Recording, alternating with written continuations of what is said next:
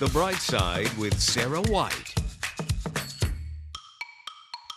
Today I get to do episode 4 of The Bright Side. I am thrilled to be with Rachel DesRochers, and she has literally done a little bit of everything, but we are going to focus in on her story and her book. Her book is called The Morning Light. It's reflections on love and loss. She also has a gratitude journal, but I'm thrilled to be with you. Thank you for hanging out with me. It's so good to be with you. Thanks for having me. Yes, yeah. I'm glad to be here. And for people who haven't watched an episode before, I just want to talk really quickly about what The Bright Side is. It truly is just something that came out of my own experiences, out of going through really difficult times, and then realizing that even when we're still struggling, we can see those hints of light. We can have gratitude, which we're going to talk about a lot. We can see the bright side. And then especially when we've gone down the road a little bit, we can look back in hindsight. Hindsight's always 20/20, and we can say,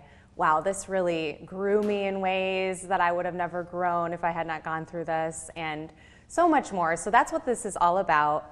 And Rachel's name came up, and then when I got to look through her book, I was like, she's the perfect person for this.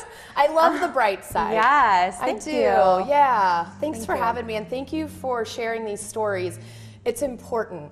It is. Yeah. It's important to, and you were talking about this, normalize hard things. Normalize normal things. Yeah, normalize normal things. Yeah. Normalize normal things. Everybody I know has gone through something hard, right. You know, and everyone I know who's gone through something hard has also gotten through it. Yeah. You know, and that reminder, I say to a lot when I'm in the middle of it, when it's hard, I always go, there's a miracle on the other side of the mountain. You know, like I know that it's there. Well, and there are people, you know, and I almost hate to say this, that don't make it through it. Yeah. But it is actually important to say, like, especially when you feel like you're not going to make it through it, it's important to tell these stories, because that can sometimes help that person and give them that hope. So I want you to share your story, and we're not going to do the, you know, elongated version. You would need to get the book for that. We're going to do the shorter version. And I just want you to share a little bit about yourself, and then go into you know, really the big thing that catalyzed this book, which would be the loss of your mom. And so share a little bit about that with me. I'm a serial entrepreneur, and I think that's just, I'm a builder here in the region, and I'm really proud of the companies that I've been building here for the last 15 years. The Gratitude Collective is kind of our home, so Power to Pursue, Incubator Kitchen, Good and Local. So that's what I do during the day, and I'm a single mom. I have 3 incredible kids. It's the coolest job in the world, and I love them so much. And my work for 15 years, but really, Sarah, if I look back, it's been my whole life. I've had a gratitude practice since I was in grade school. And so my purpose, my mission on this planet, I truly believe, is to spread the message of gratitude and build community. And as I've built things, life has happened, right? And so life has happened in profound ways. I have spent many years, as I call them, just drenched in grief. And man, it feels really great to not be drenched in grief right now. I'm very grateful that that season has come to an end, and part of that big season was my mother. She was diagnosed at the age of 59 with early onset Alzheimer's, which took her life in 2020 at the age of 63.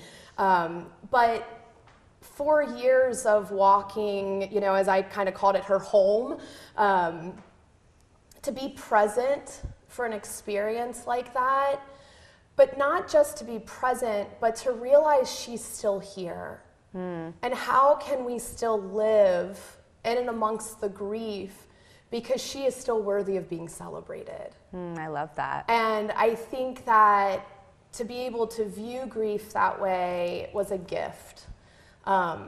During the early onset of her passing, it was what it was, you know. If you ever have someone with Alzheimer's, there's a fun season, you know. They say silly things, and she had a massive heart attack in February of 2020, and that really sped up her dying process. The miracle, though, was that we got her for 6 more months, and so I'm so grateful that we got her for 6 more months. Amazing. I love that a lot of your book is this intersection of grief and gratitude. Yeah. And I think that, really that's what this whole show is all about, how we can take those two things, or take two things on the opposite end of spectrum, whatever they are, and kind of find that middle space of, yes, especially people who are still going through, who are in the midst of that hard thing. Like you said, drenched in grief. Like maybe they're still drenched in grief, but they can also hold in their other hand that gratitude. And that's what helps them also come closer to the middle, or even to the other side. Like I feel that myself.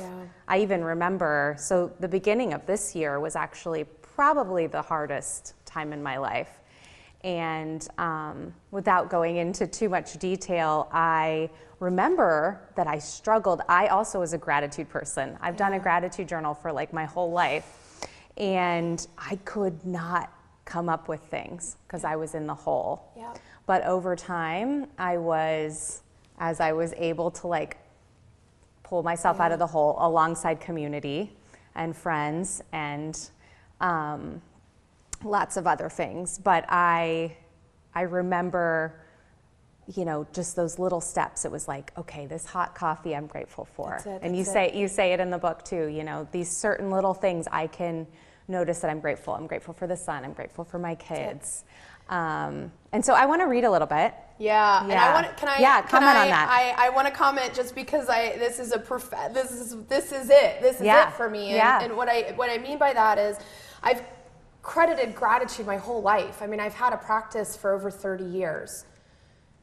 What these experiences, the miracle of them, was that I've had the opportunity to look back and see that grief has walked alongside the entire time. And so what has come forth is that gratitude caught me.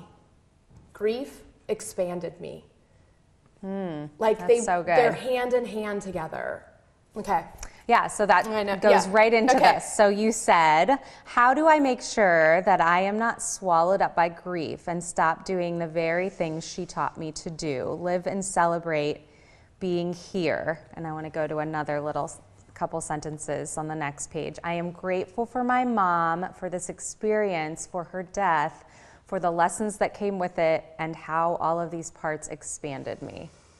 So you just mentioned that. Can you expand on that? Yeah. How did it expand you? Oh.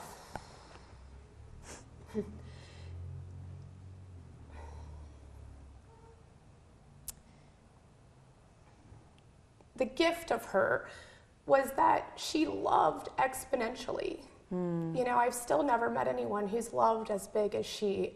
It's amazing. It didn't matter who you were, where you came from. And that part of that's her background, right? She was from 14 in a little town called Honeybee, Kentucky, and didn't have running water, so when she made it to the big city of Cincinnati, right? Yeah. Grief will bring everything to the surface. And there's an incredible gift in that, because we have an opportunity then to look and see what we want to carry with us. And we also can look and see what we can heal and let go. Yeah, that's so good. And there's this idea that we carry it. Man, do we carry all of it? And in order to honor her, it was not to carry it. Yeah. It was to live in purpose. Yeah. It was the greatest way to honor my mother is to show up and love the world as big as she does and as big as she did.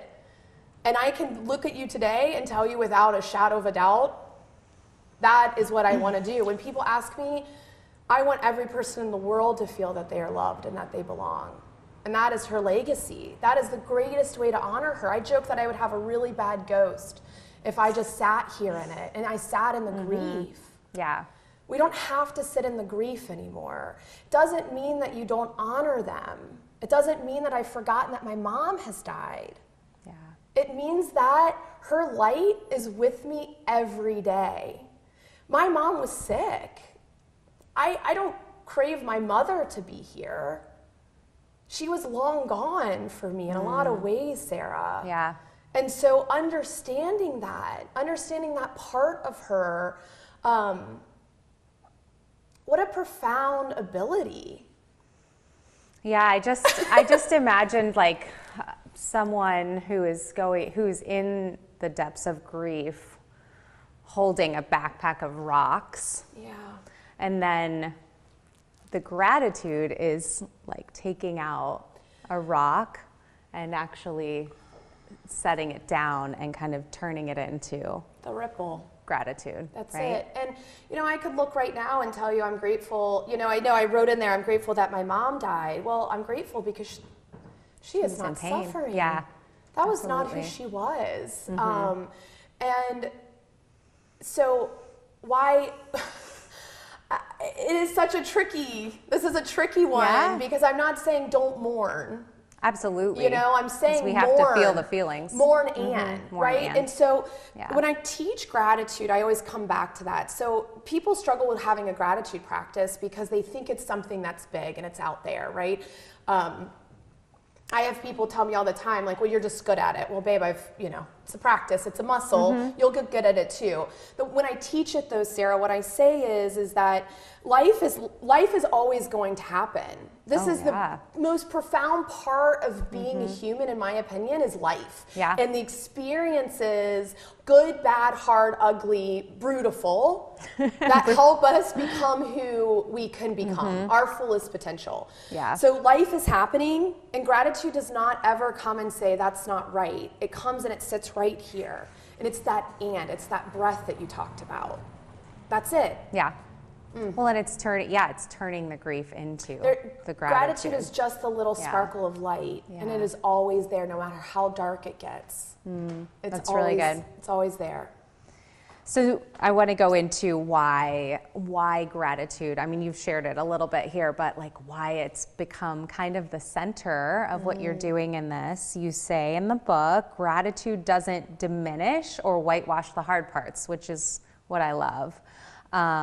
Because we do still need to feel those hard things. We do still need to mourn when we go through those hard situations or losses in our life. That to me is the key, is what you said. And so why? Why gratitude? I think gratitude's a miracle in my life. I was given the gift of gratitude from my dad, who taught it to me in grade school when I was the new girl who was being teased for the funky tracksuits. Yeah, or, sure. And he just said, You gotta be you.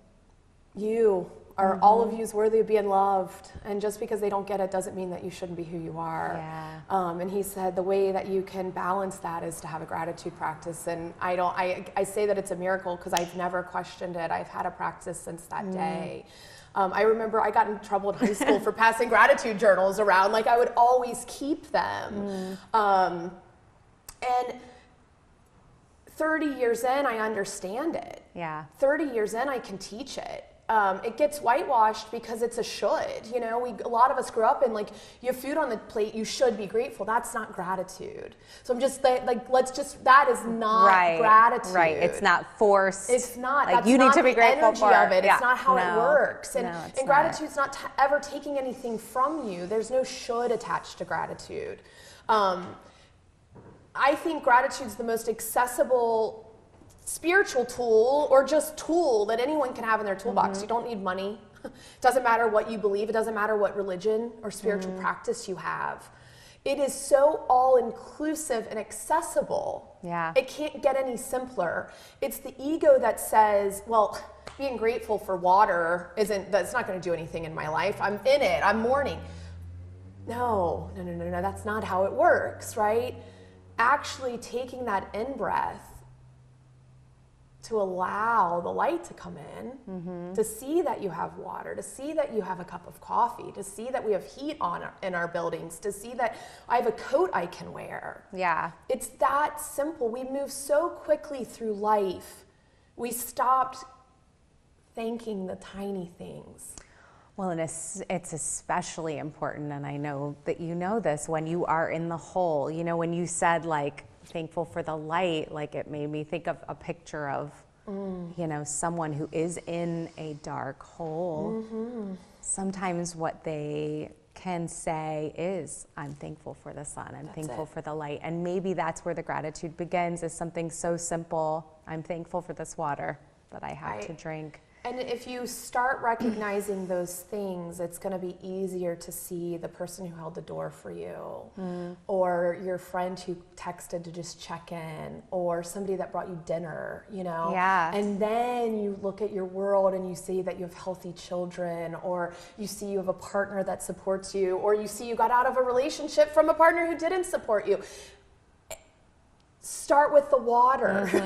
Start with that breath, you know? Right. And then when you're out of the hole, or you can see out of the hole, you can see to your external circumstances, The right? light will grow. And you can see your community. Here it is. And so I know that's a huge part of this group too, of this book, is community. Yeah. So share with me how that kind of extends out of gratitude. It's not about me. It's about loving one another. It's about being in community. I am honored every day, truly, like, for my work, who I know builds community and builds access for so many. Yeah. And I'm so proud of that. And I think it took me a really long time, Sarah, to understand. I think the gift of this year and being out of so much of the grief was to really step back and look at how my community has shown up and loved me through this, through divorce, through just wild losses. And wild experiences. They've brought me food, they've brought me juice, they've picked me up off the floor, they've dressed me. I've had to ask for help. Community comes through vulnerability. Community comes by saying, I'm not okay. Community comes from saying, I'm going through this hard thing. Everybody's going through a hard thing. Community comes by sharing your authentic truths. Vulnerability is a superpower. I thank God every day that I'm vulnerable. Because vulnerability is the reason I've been able to build community. Yeah. Because I don't have anything to hide. This is just what it is. I'm not ashamed of these experiences. They've been profound and they've offered me light. And all I want to do is share that light with someone else so that they know they're not alone in it. Yeah. That's my work. So the more vulnerable I can be, and it's hard. It is hard. Talking about my marriage, hard. Talking about my mother's death, easy. You know, I mean, again, like, everything is what it is in this space. Right. Well, and the fresher. So it was her 5-year death anniversary in September, and this was the first year I could pull out photos and look back and remember her for who she was before she got sick. It took me 5 years. Yeah. And I didn't question that. I didn't force myself. I didn't tell myself that I was bad because I couldn't.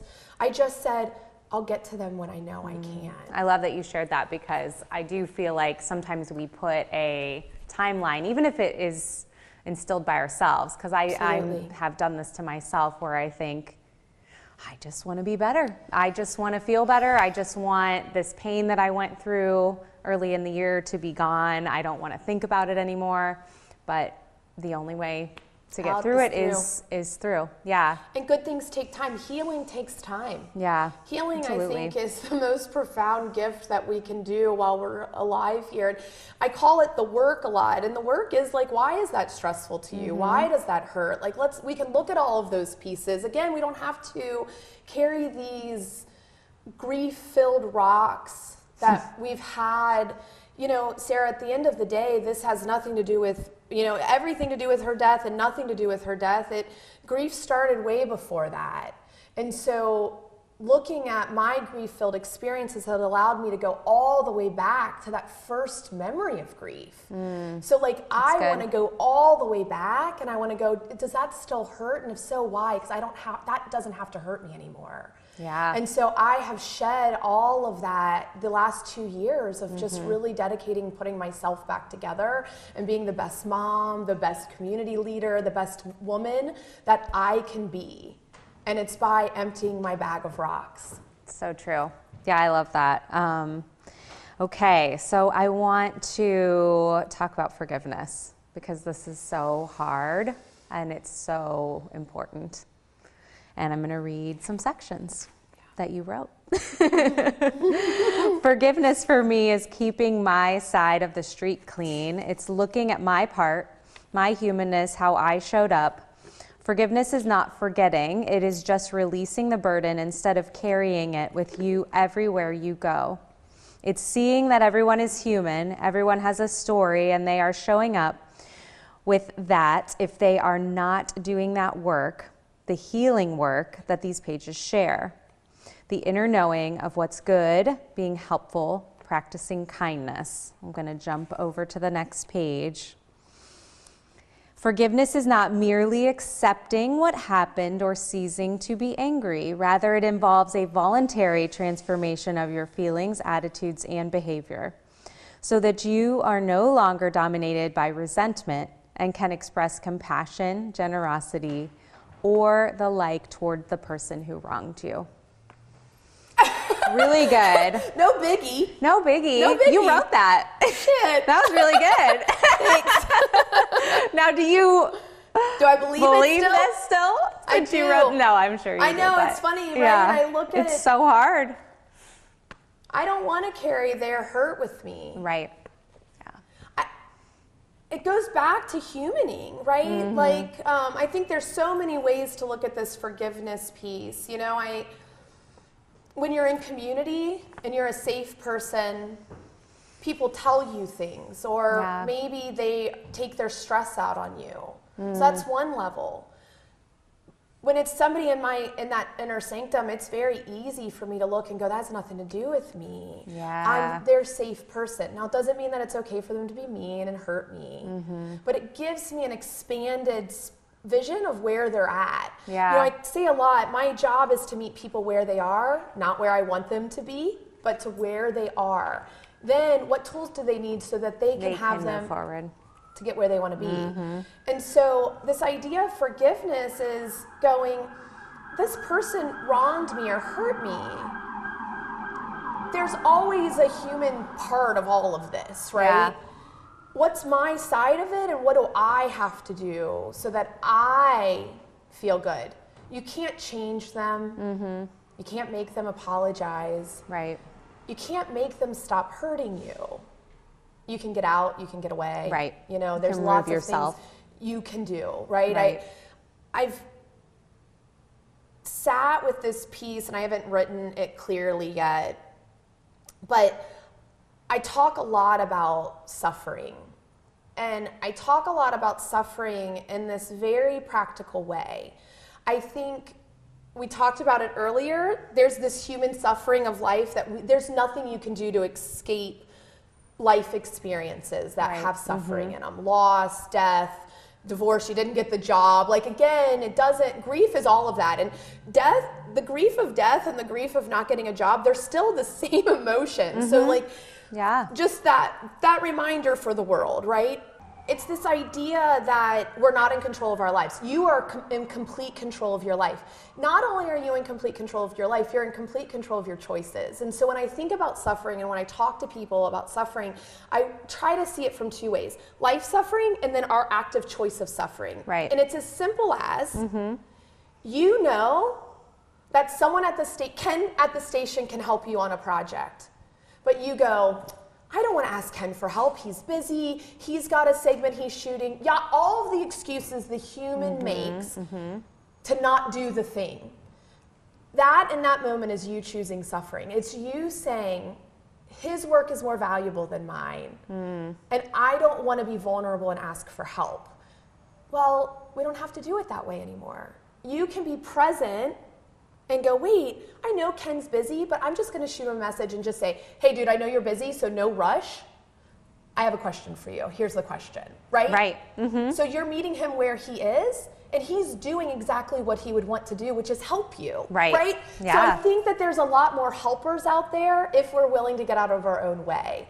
So I love teaching and talking about asking, because I think that as women specifically, we're so bad at it. Yeah. But I think our true. inability to ask ties directly into our ability to suffer. Yeah. And so then it's a solvable problem. Right? Like, to me, I'm like, well, there's your solution. Right. No, that's great. I was reading actually another book the other day that it's about emotional health, and it was saying a very similar thing where, you know, when we are an adult in our emotional health, we are doing things like asking for what we need in a respectful way. Like you just said, it doesn't have to be like, hey, I need, you know, it can be, you have to build that. You have to build it within your community. You know, if you are of service, you will be served. Yeah. Right? And so remember that. And Goes every both person ways, I've absolutely. ever known, everybody I know wants to help somebody. It puts us in purpose. Yeah. Well, and if you are around people that don't want to help, because that does happen, you know, that may be where you need to, like we talked about, where you need to remove yourself and put yourself in a new situation. So I think, I like what you said, like there are things that do happen to you, but there are so many things that we are in control of, where even if something is happening to us that we didn't choose, we can then take a right turn and say, okay, I'm going to do something different, even though this thing was really hard and this did happen to me. You know. I think it's critical. I think that these conversations, and I think bringing hope back, you know, these are hope-filled, because I think it shows that there's a new way and there's a new side of seeing things, and it's a gift. It is. So as we wrap up, I want you to talk to the person who is, as you said it, drenched in grief. And I want you to give them their tangible first step towards the light. Yeah. If you are drenched in grief, the first thing I would do is give you a really big hug. Yes. And encourage you to hopefully take a breath that goes deeper than maybe your throat, right? I think there's this idea that I think the first thing I would do is, can we just take a deep breath? Yeah. What happens in that moment and that experience is we kind of leave our body, right? So our little self is running, and then our adult self is lost and alone, and that breath can kind of help reconnect. And of course, I'm always going to encourage gratitude. You know, can you for the next 7 days find 2 things to be grateful for? You know, even if it's that you got up and you walked outside and you took a breath. That's it. Right. You know, I think that if you allow it, it will present itself, the gratitude. And it's that question, it's that simple, and the human does not think the simplicity of asking what you're grateful for will do anything. But there's the data and the science out there has proven that it will change your life, period. Like, you will see the good in the world. Like, it builds different muscles. It changes your DNA makeup. Like, it is a profound practice. Yeah. You have to start there, because starting there allows the grief to be present. So many of the tools say just don't have grief. Like, push it down. We've been told most of our lives, push it down, keep going. Yeah, absolutely. I had to relearn that as an adult, absolutely. There it is. We have to relearn these things. That's not true. I ask myself that probably once or twice a day. is this real? So if I'm in a situation of panic or ego or what's real in this situation? Yeah. You know, because like a lot of it's just noise to distract. So again, even with grief, like what's real here is important. It's important. You've got to allow the grief. And if you allow it, in my experience, it's been so much gentler to get through versus just saying it's not there. Or also it's allowed me to create a boundary, the gratitude is, so that it just doesn't consume me and I'm not a victim of the grief. Because I don't want to be a victim of the grief. Right. You know, I'm not a victim, Right. you know, and so I don't want to weaponize it like that. There is no poor me here. I went through an incredibly profound, hard thing, and I've used everything in my being to grieve less and to love more. And all I want is any person to know that that's accessible to them. Yeah. I love that. Thank you. Yeah. Thanks for sharing. Thank you so much. Thanks for the opportunity to remember her this way and to come back to this book and the gratitude journal. There's a 90-day gratitude journal because I was putting prompts in the book and the publisher's like, sis, people don't like to write in their books the way you think they do. I do. I write in all my books. In teaching gratitude for the last 15 to 20 years, Sarah, what I've learned is that asking that question of what you're grateful for is really big for some people. And so this book, what I've learned is if I can micro the question, what are you grateful right now about your home? What are you grateful right now about your community? What are 3 things about your mom you're grateful for? Well, I had a bad relationship with my mom. Well, there's a gift because without her, you would not have been here. And so what if you offered gratitude to yourself through your mother, right? Again, there's that so many layers. Is like, I want to teach the layers. We have layers, we're humans, right? And so I'm really grateful that these tools are here, and thank you for giving me the chance to talk about them. Yeah, I'm grateful that you are sharing them, and I'm grateful that we got to share like a little snippet. I feel like I could have talked to you forever, but I also want people to just get the book and read it. If this is a topic you're interested in, which honestly, I think we all should be interested in, but if it's especially something that you're going through or you're interested in, please get Rachel's book, pick up a gratitude journal, pick up, these are so sweet. She gave me a set of these gratitude grams. If you can pull out a card each day and just remind yourself of different things about yourself, really. That was sweet. She was in the hospital in a coma, and we didn't know if she was going to wake up. And my prayer was, I just need one more tool to help me navigate what this is going to become. And sat there bedside, and this was what came through. I did all the art, so all 52 cards are art that I did while I was just grieving, you know. And then they're all phrases that I've used in my own practice for over 20 years, just these reminders that we belong and we're worthy and that we're good enough and that we have everything inside of us. And so, that's a special one, those gratitude grams. Yeah, that's really special. So I hope that you will follow Rachel too on her social media. So go ahead and share that. Great, so thanks. People can follow you. And yeah, I talk about all the messy stuff there. So it's good. Yeah, thanks. I like talking about I'm human. So the more I can talk about them, you know, we're all just human trying to do our best. I love that. Go ahead and share your social media and yeah, you whatnot. can find Rachel DesRochers is where I'm doing all my writing, and you can follow the companies, the Gratitude Collective, Incubator Kitchen Collective, Power to Pursue, Good and Local, Power to Pursue podcast. We got lots of stuff out there. So come hang out with us. We do all kinds of stuff here in the city, and so I'd love to see anyone out and about, and please always come up and say hi. And I hope that anyone who picks this book up feels loved. Yeah, that's really special. Thank you. Thank you. Appreciate it.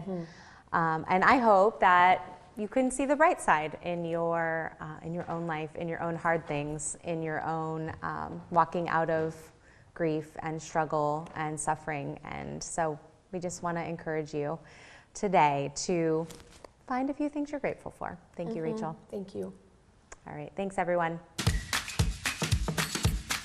The Bright Side with Sarah White.